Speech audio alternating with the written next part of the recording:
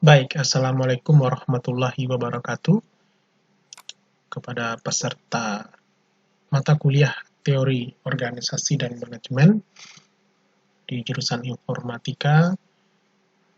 Kesempatan ini kita akan lanjutkan ke pertemuan ke-10 dengan materi implikasi dari kapabilitas dinamik ya, terhadap manajemen atau managers. Ini merupakan lanjutan dari pertemuan 9. Pada pertemuan 9 kita telah membahas tentang teori kapabilitas dinamis ya. Dan pada pertemuan 10 ini kita coba lihat bagaimana implikasi teori tersebut terhadap manajer.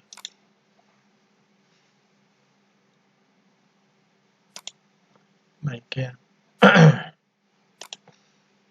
Nah, pada teori organisasi dan manajemen,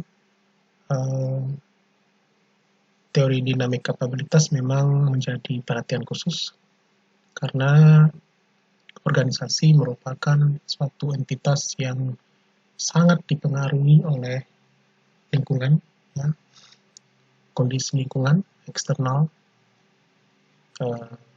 Organisasi tuntut untuk bisa berubah. Jika tidak, organisasi akan turun kemampuannya dan berakhir kepada yang kita sebut sebagai dorman atau organisasinya tidak berjalan dengan sempurna. Masih bersama saya, Firman Syarafid di Information, Organization, dan Technopreneurship Research Group, Institut Teknologi Padang. Nah, di teori kapabilitas dinamis, kita telah jelaskan bahwa organisasi itu harus bisa untuk mengintegrasikan, membangun, dan mengkonfigurasi, ya, merancang seluruh aspek yang sifatnya kompetensi internal dan eksternal. Nah, kompetensi ini akan diadopsi, diserap. Jika Anda lihat pada pertemuan 1, pertemuan 2, ada kemampuan serapan. Nah, pada pertemuan ini kita tetap mengambil kompetensi sebagai satu entitas eksternal yang harus diambil oleh organisasi. Nah, manajer tentunya akan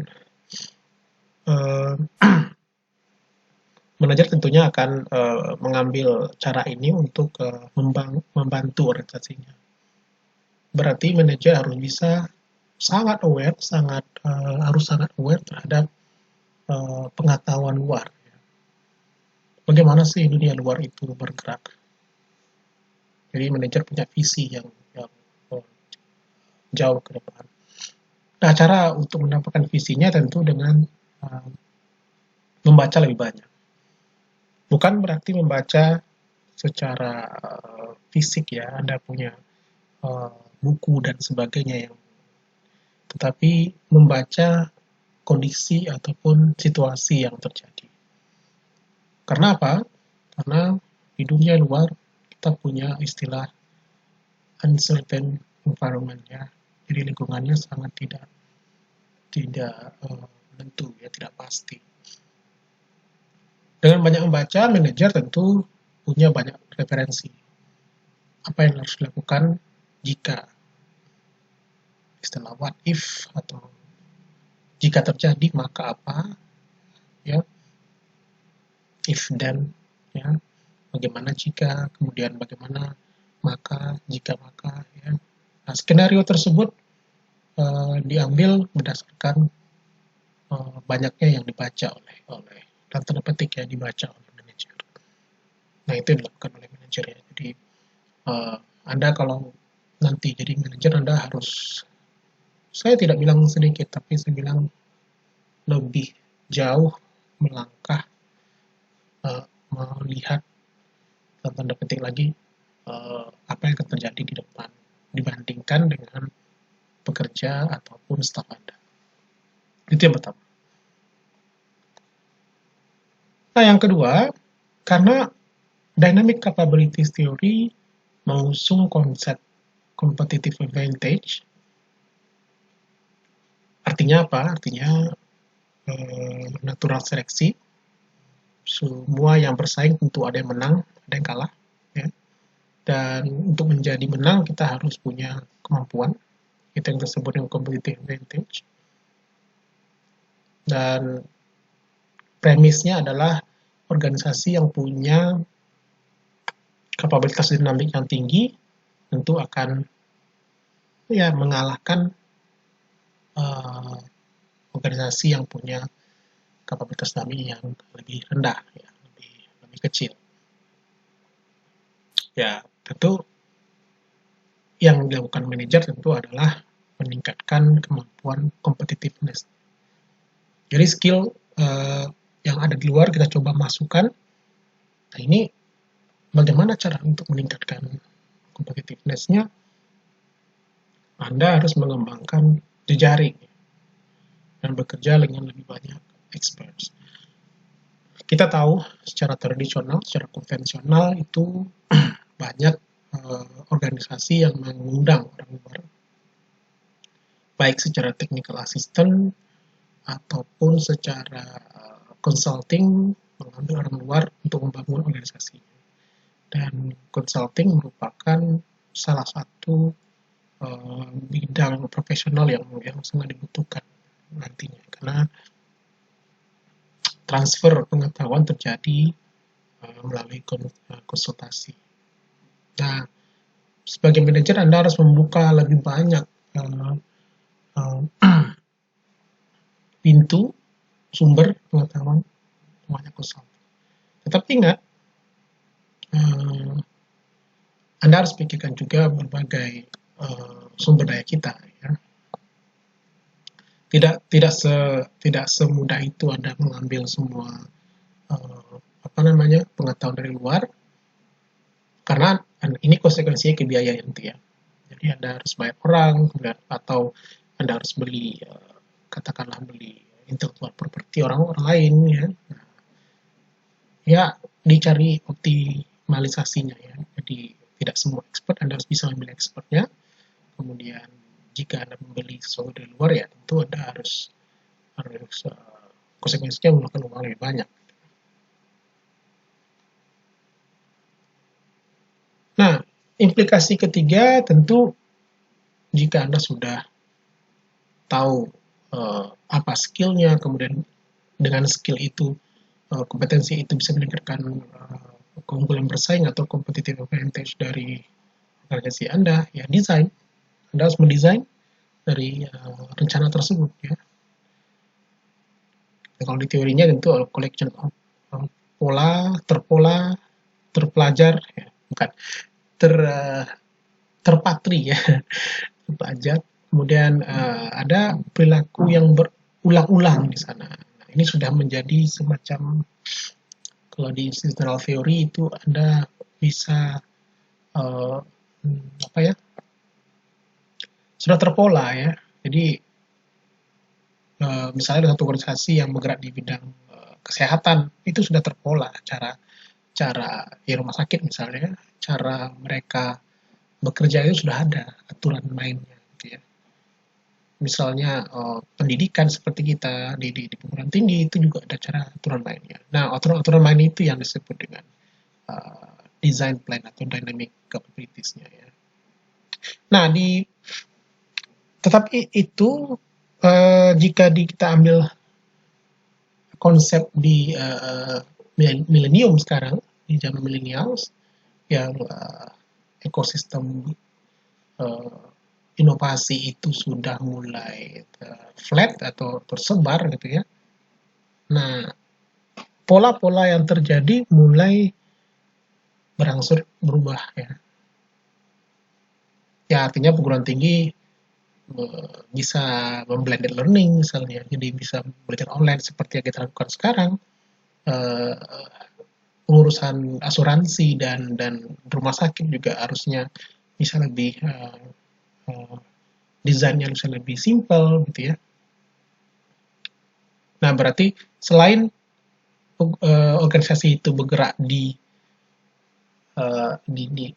institusinya, ya, dan dia juga harus melihat bagaimana institusi lain berubah, ya. Nah, itu ya. Jadi kalau di salah satu chapter di buku ini ya, untuk teori institusi juga kita akan bahas nanti. Ya, implikasi ketiga adalah new design of plans. Ya, sama ya. Jadi kalau di buku buku kita gunakan, kita use it or lose it, semua kita gunakan atau tidak, atau hilang sama sekali ya. Apakah kita harus, ya contohnya apakah kita harus e-commerce atau tidak sama sekali. Nah ini yang jadi masalah nih. Sebagian, jadi tergantung dari mindset orang-orang di dalam organisasi tersebut ya. Organisasinya harus berubah, ikuti zaman atau tidak. Ini memang tergantung dari orang-orang. Nah, jika sudah sampai ke level repeated execution of similar tasks, ini sudah steady ya, sudah jadi sebuah kapabilitas yang terinstitusionalisasi gitu ya, sudah jadi kebiasaan, norma gitu ya. Nah itu yang berulang. Tetapi ingat, ketika sudah jadi kebiasaan, ingat kebiasaan di luar, prosedur di luar itu berubah lagi ya. Kemampuan manajer untuk menghubungkan antar internal dan eksternal itu yang menjadi tantangannya di dynamic capabilities theory ya. Jadi ya, ada dua kemampuannya. Jadi kita tidak manajer harus bisa untuk menghubungkan itu. Jika tidak, organisasi Anda akan ketinggalan. Ya. Jika terlampau berlebih, bisa jadi konsekuensinya ke biaya ataupun masalah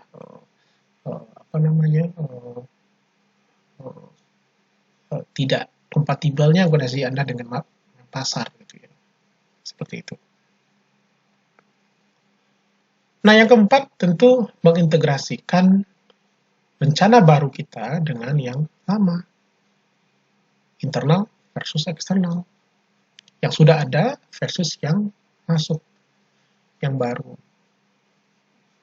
Ini yang terjadi sekarang itu banyak dilakukan. Yang paling disruptif yang agak mengganggu itu adalah dalam tanda petik adalah teknologi informasi ya.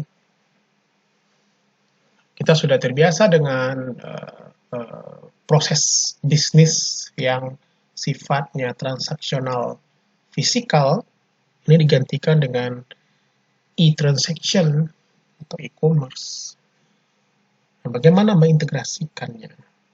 Saya pilih kalimat integrate new plan with old ones. Saya tidak pilih replacing atau replace, mengganti. Kenapa saya pilih integrate?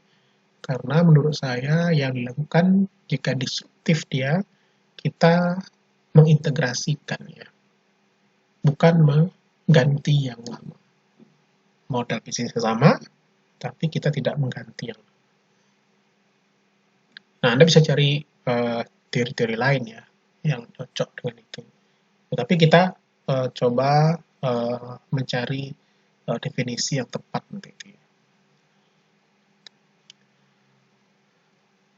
Ya, tentu nanti ketika telah kita gabungkan, berhasil, memang agak relatif sih, tapi katakanlah itu berhasil, itu kita bisa sebut sebagai framework of dynamic capability. Jadi ketika organisasinya itu mampu untuk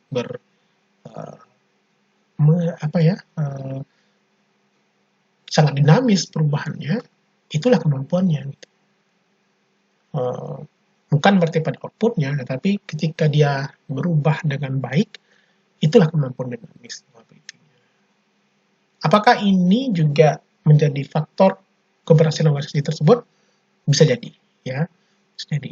Jadi katakanlah ada satu perusahaan yang didirikan tahun berapa, gitu ya. Katakanlah perusahaan otomotif dari tahun berapa sampai sekarang berubah terus, ya.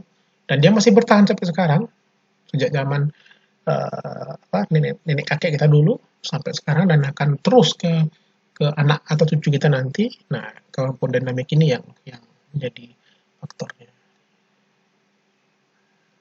Nah, contohnya untuk sosial media ya, jadi kemarin kita bahas sosial media juga, ada kompetensi yang telah terpolakan ya.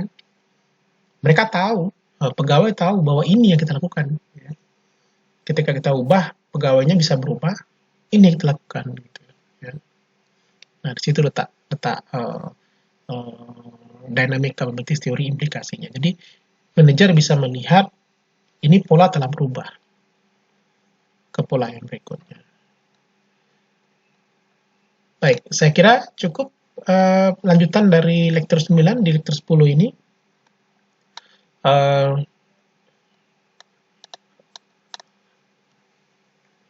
Anda bisa ke depan kita akan bahas tentang pertemuan ke-11 ya, tentang karena internal eksternal sudah terintegrasikan jadi sebuah dynamic capabilities, tentu kita mau lihat kemampuan pengetahuannya ya.